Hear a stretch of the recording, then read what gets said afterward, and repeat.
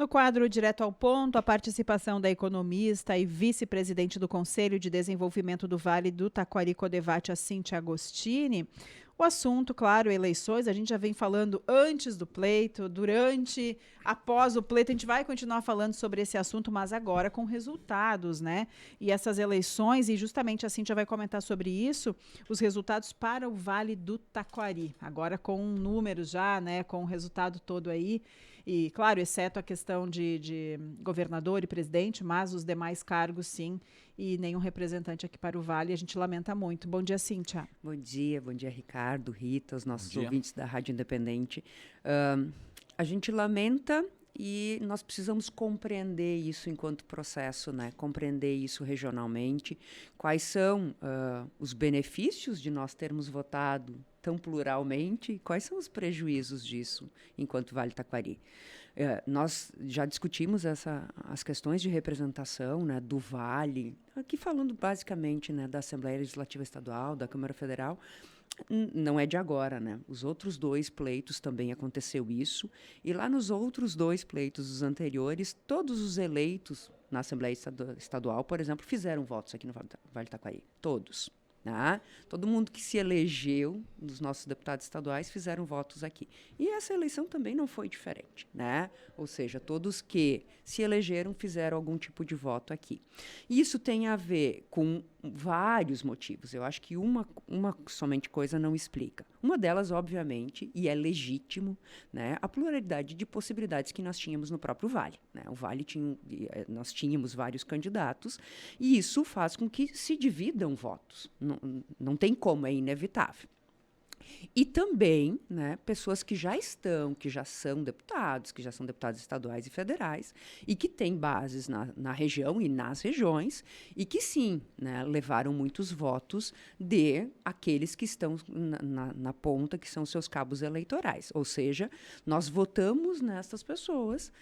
E por que a sociedade vota assim, né? Porque os nossos candidatos dizem para as pessoas assim, olha, eu vou representar o Vale, eu tenho uma identidade com o Vale, as pautas do Vale são as minhas pautas, e isso não faz sentido. Porque não faz sentido, se eu voto em outro não faz sentido para a sociedade. Tem outras coisas que elas priorizam. Porque ela talvez não compreenda o que isto representa em termos das discussões de pautas, por exemplo, locais e regionais. O quão é importante ter alguém nos representando tanto na Assembleia Legislativa, como na Câmara Federal, etc. e tal, dizendo assim, eu entendo as particularidades do Vale Taquari. Então, nós estamos discutindo pautas que são pautas gerais, mas o Vale precisa de um olhar que é distinto de outras regiões do Estado. Então, nós ficamos refém dos outros. E aí eu ainda dizia nessa semana, agora nós vamos cobrar de todos que nós fizemos votos, que entendam as nossas pautas, a prioridade deles sempre vai ser a região onde eles têm vínculo, seja quem for o eleito, por mais que tenham boa vontade. Então, na hora da discussão, estas pautas, que são pautas regionais, precisa haver, né, uma representação do Estado e na União. E, infelizmente, a gente fica de fora novamente. Quanto mais tempo de fora, quanto mais tempo sem representante e quanto mais hoje o processo privilegia aqueles que estão lá, porque toda a questão da coligação não existe mais, do quociente eleitoral, ele prejudica quem é entrante, a não ser que está muito conhecido, consegue fazer uma ótima campanha, é difícil para quem está entrando. Então, isso favorece quem já está lá e não é por nada que a gente teve menos renovação do que nós tínhamos até então, no último pleito, por exemplo.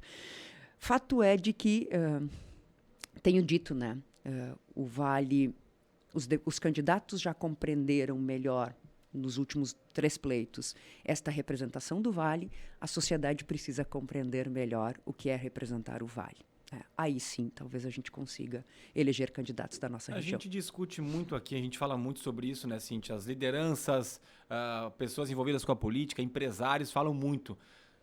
Mas será que a grande comunidade tem noção dessa importância? Eu não sei quantos por cento que é a nossa bolha, né, das pessoas que realmente se importam, que lutam, essa campanha que a gente faz, né, de vamos eleger deputados aqui, porque o que eu vejo no grande público, e tem muita gente que até mora em outras regiões e volta para votar aqui, né, nessa época, mas até mesmo pessoas que são daqui, que não sabem quem são os candidatos. Eu vou dar um exemplo, a gente fez uma matéria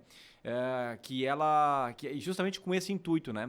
Que ela foi a mais acessada ao longo do domingo, que era conheça os 22 candidatos do Vale do Taquari. Quer dizer, a pessoa chega ali no domingo, ela não sabe e ela vai buscar a informação. Ok, né? Não precisava todo mundo estar sabendo, mas o número de indecisos era muito grande, as pessoas não buscam essa informação. Muitos dizem assim, eu vou votar no outro candidato, nem sabe direito quem que é, porque uma outra pessoa política, um assessor, um vereador, um secretário, muitos prefeitos da região fazem campanha para candidatos a deputados de fora da região.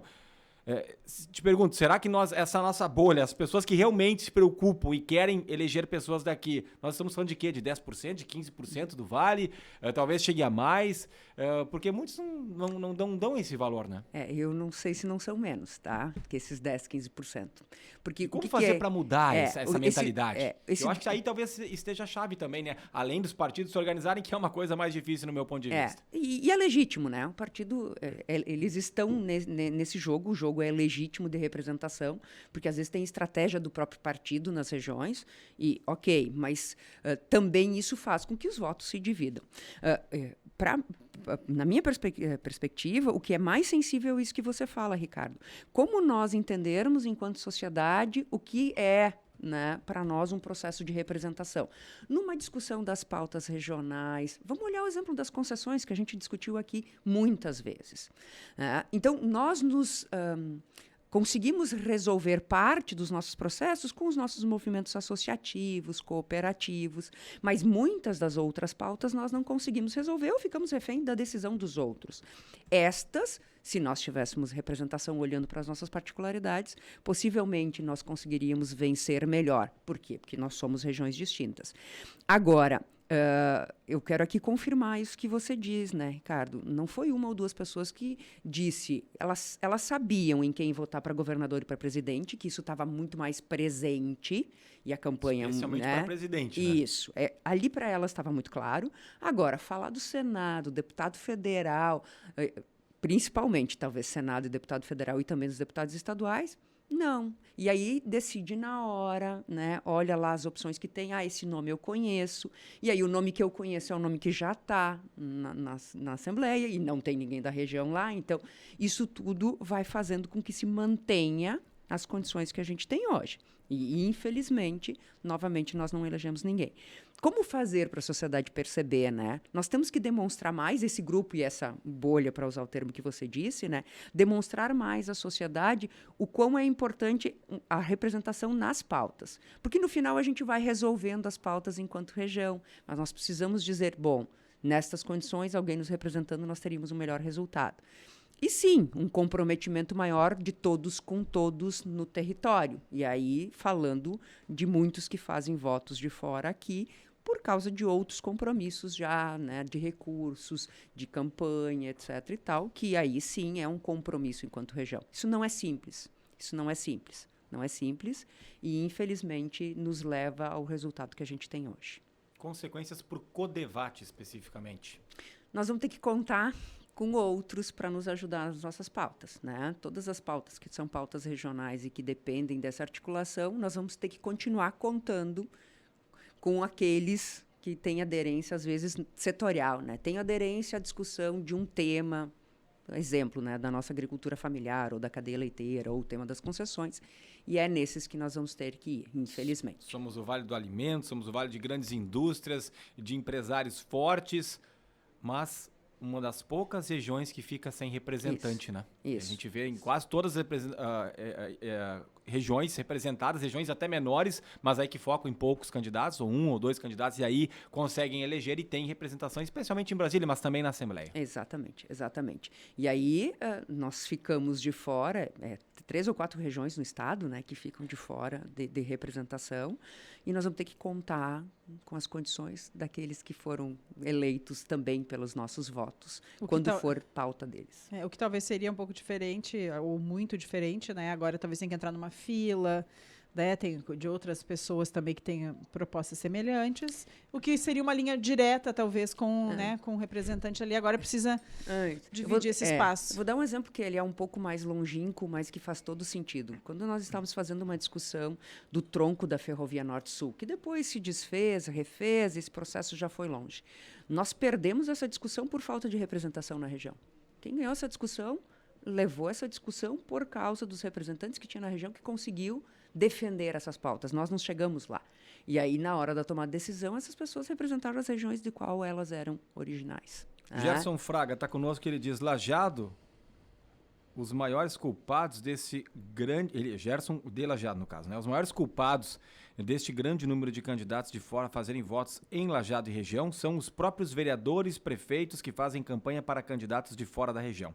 Infelizmente, a ganância é grande, tudo em troca de favores pessoais e não em prol das comunidades locais. Opinião dele no 999787885. É o senso do coletivo, né, gente? O senso do coletivo, neste momento, deve prevalecer ao senso do individual. Isso não é simples, mas nós vamos ter que continuar trabalhando para que isso aconteça. Aproveitar a tua experiência também na área, né, como economista, por que Ibovespa saltou, o dólar despencou após o primeiro turno da eleição, também as consequências que já estamos tendo, e daqui a pouco pode vir ali na frente, né, porque o mercado reage muito rápido às eleições, seja aqui no Brasil ou em outros países, né? Vamos lá, né? Eu tenho dito para todos, independentemente do resultado, no dia 1º de janeiro nós vamos estar todos trabalhando, né? Vamos estar todo mundo aí fazendo o que a gente sempre faz, muito bem feito. Eu acho que essa é uma questão. O sistema financeiro reage muito rapidamente e ele reagiu positivamente, tá, aos dados e aos resultados do atual presidente Bolsonaro. Tá? Vendo na perspectiva de que, bom, o ministro Paulo Guedes colocou as suas pautas junto com o governo Bolsonaro e que eles entenderam que estas pautas são pautas comprometidas principalmente com as questões fiscais, apesar do teto de gasto ter sido revisitado, etc. e tal. Por quê? Porque o candidato ex-presidente Lula tem dito, né, por exemplo, da questão do teto de gastos, que vai revisitar. Isso o mercado... o não compromisso fiscal, o mercado não aceita, né? O mercado entende isso como um problema em termos de gasto público. Então, o fato da eleição ter ficado, né, tão próxima aos resultados do ex-presidente Lula e do atual presidente Bolsonaro fez com que o mercado reagisse bem. Mas ele vai precificando isso, né? A cada dia, a cada nova pesquisa, nós vamos ver isso acontecendo até dia 30, né, que é o segundo turno. Tá certo, Cintia. Depois uma outra conversa, né? Após o resultado, então, o final, né, dessas eleições. Muito obrigada, Cintia Agostini, ela que é economista e vice-presidente do Codevate, participa conosco sempre às terças-feiras no Direto ao Ponto, hoje presencialmente aqui no estúdio, a gente fica muito feliz. Antes do tchau da Cintia, chegou a mensagem aqui do Vlad Martinez, ele diz, Ricardo, um dia a Cintia decidirá se candidatar e só então teremos a união de todos em prol de uma única candidatura que realmente conhece o nosso vale. E aí, Cintia, já questionamos a ti outras vezes sobre isso. Eu sei. Vlad, um beijo, meu querido, fique bem. Eu sei disso, mas até então eu faço política institucional e não política partidária, eu sei. Mas pode mudar um dia? Quem sabe? Talvez daqui 4 anos? Não, possivelmente não, mas... Obrigado, Cintia. Obrigada, gente, bom dia, um beijo a todos.